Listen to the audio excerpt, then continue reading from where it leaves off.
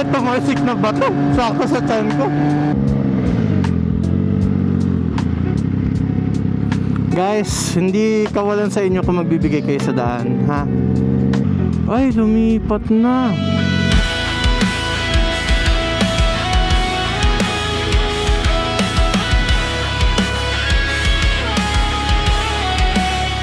Good morning.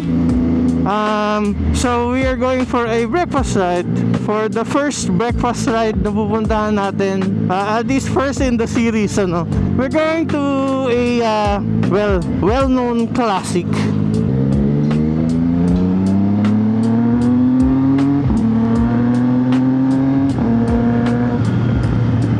As in classic mo talaga kasi matagal na siyang restaurant. Nakapunta na kami doon before. Pero ngayon, iba siya ng pwesto. Lumipat siya ng pwesto. Titingnan natin kung how is the new location compared to the old one. Kasi ako personally, gusto ko yung lumang location nila.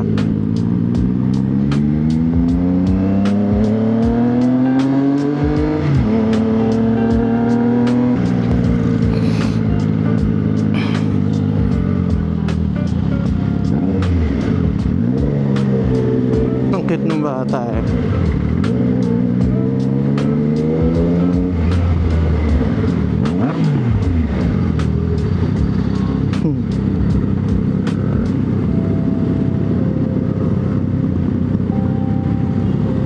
Ang cute ng bata eh. Tuwa.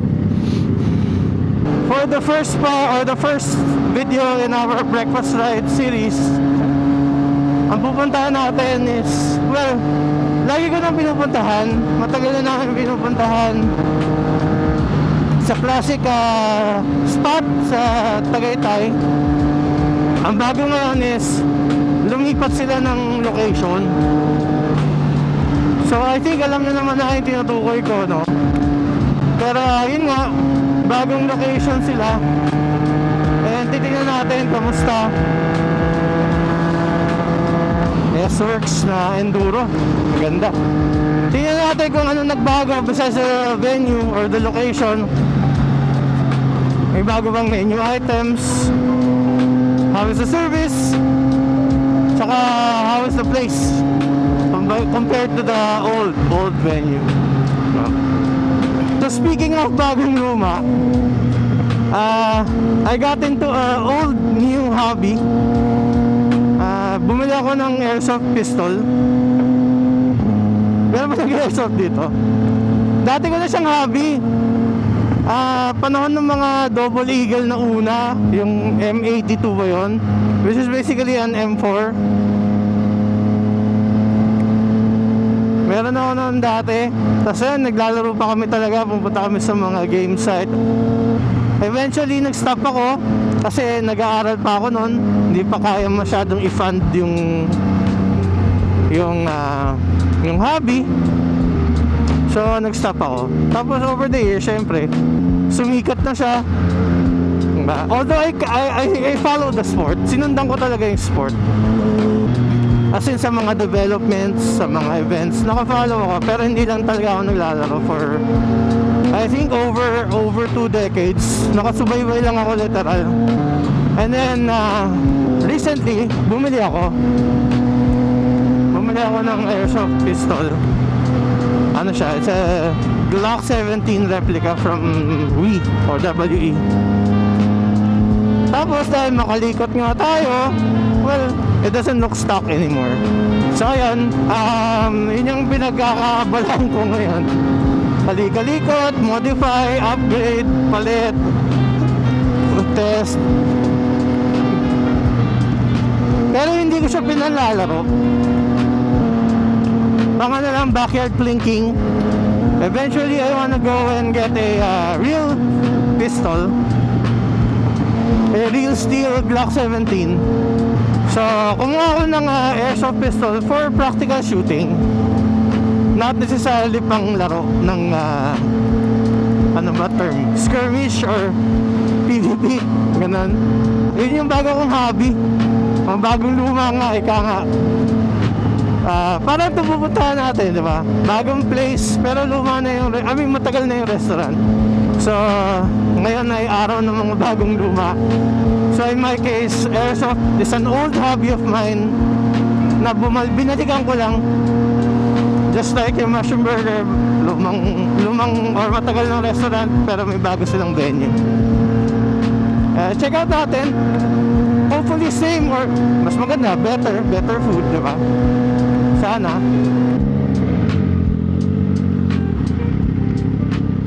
Guys, hindi kawalan sa inyo kung magbibigay kayo sa daan, ha? Ano lang, piece of advice lang. Kasi ang daming parang kala mo busan ng kalsada eh. Hindi kawalan magbigay sa daan. Hindi kabawasan sa pagkalalaki nyo.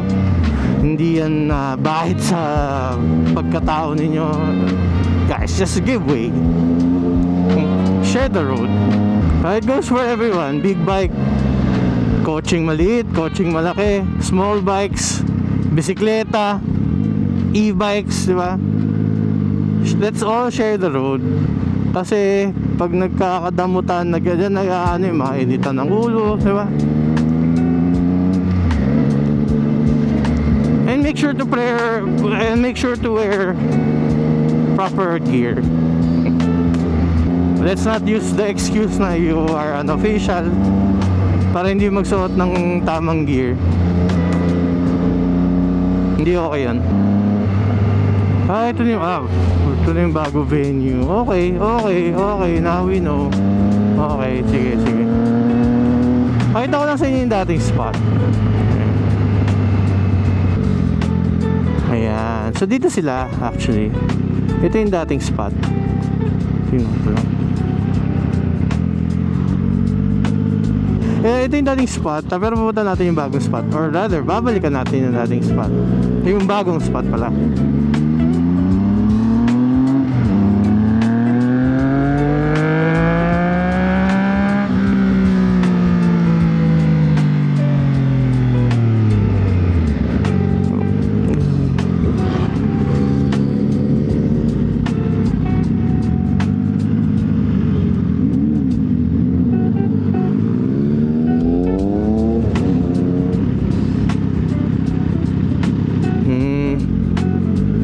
Malaki nga yung place, ano?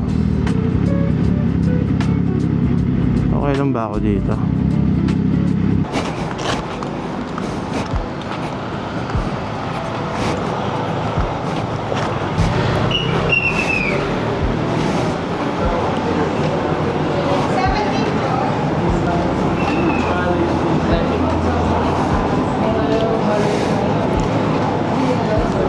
Nakapila kayo, sir? Nakapila kayo, ano?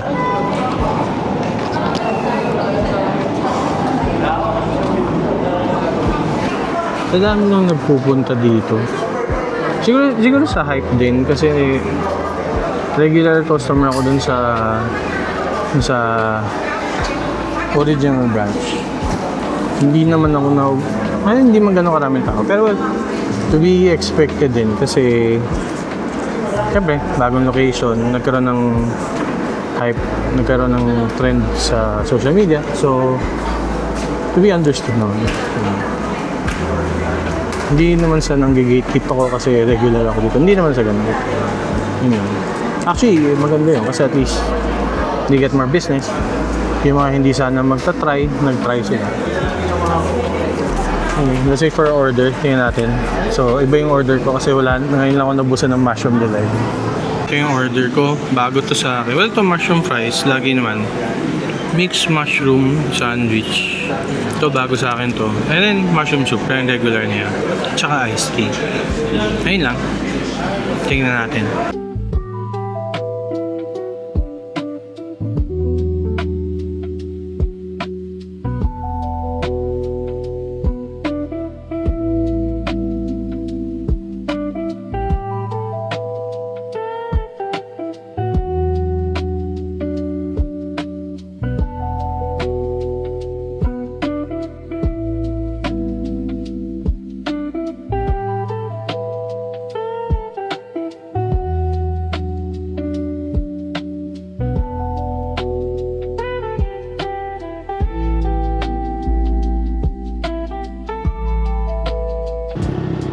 let's give some thoughts and comments dun sa bagong pesto ng mushroom burger. Wait lang. Sila.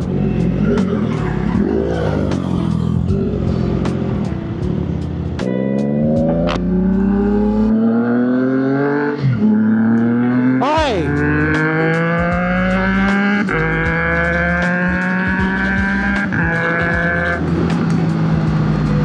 So my thoughts and comments on mushroom burger.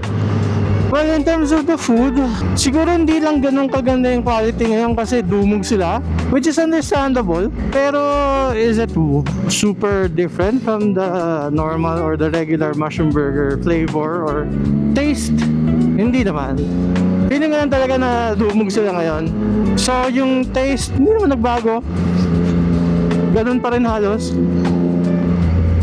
The venue, well, the venue is much more restaurant-y vibe. Yung dati kasing location nila, parang bahay, karinderya, parang ganon. Mas homey yung dating ng luma. Yung bago kasi parang restaurant na talaga. And to be honest, mas gusto ko yung luma. Mas gusto ko yung lumang itsura ng mushroom burger.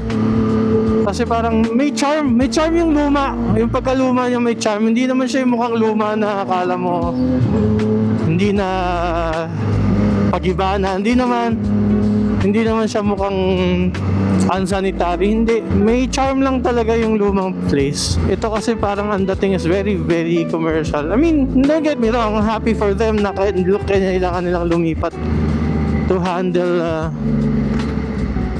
more customers yata. Kasi parang feeling ko mas marami ang kaya nilang i-handle na customers kaysa doon sa luma nilang spot. Ayun lang. But still the same. Hindi, wala naman ako napansin sa presyo kung nagbago ba. Kung sakali man, baka maliit lang. Sarap pa rin yung mushroom fries. Bago lang in-order ko ngayon yung mixed mushroom burger kasi or mixed mushroom sandwich. Kasi yung lagi kong order na mushroom delight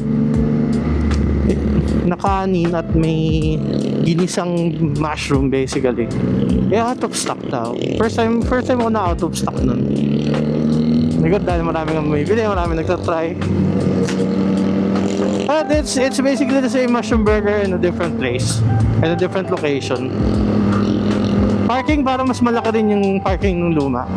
Pero they definitely can handle more customers with the new place. Yun nga lang, akit ka ng second floor, third floor, ganun. Anyway, yun lang. So, naisip akong daan ng spot for coffee. Kasi gusto ko rin sana magkape.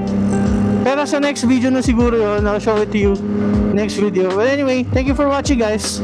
And suggest mo kayo, baka may mga alam kayong breakfast place dito sa Tagaytay na pwede natin puntahan. Anyway, yun lang. Maraming salamat sa pagnood. Ingat kayo palagi. Ride safe. Bye bye. Stay safe.